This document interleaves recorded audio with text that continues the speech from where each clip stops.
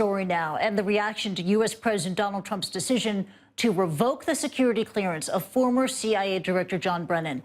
James Clapper is among 9 other former intelligence officials who face getting their security clearances revoked. He joins us on the line from Washington right now.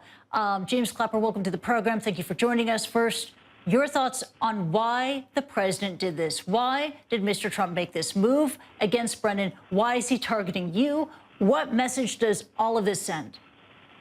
Well, I think a fairly obvious explanation, and the president in his Wall Street Journal interview was very open about it. And this was all about retaliation, political retaliation for those of us that have criticized the president, most prominently John Brennan.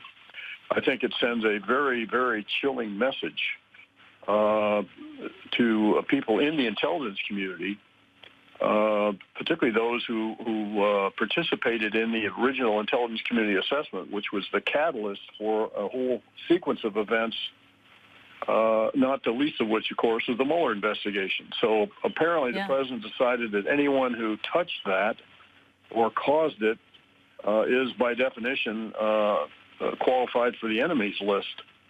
I think the larger issue, though, is, at least for me, is not so much, in John's case, the loss of his eligibility or the threat of loss of eligibility. That really is a lesser issue. The bigger issue is what I think is a broad-gauge attack on First Amendment rights. So it's very disturbing. And what does this mean for the Mueller investigation, the Russia probe? You know, that John Brennan, he wrote in that op-ed, he said, quote, "Now more than ever, it is critically important that the special counsel and his team be allowed to complete their work without interference." But, James, you have said this is a president who retaliates. This is a president who is challenging the First Amendment. Do you fear that this is a president who will interfere in this ongoing Russia probe?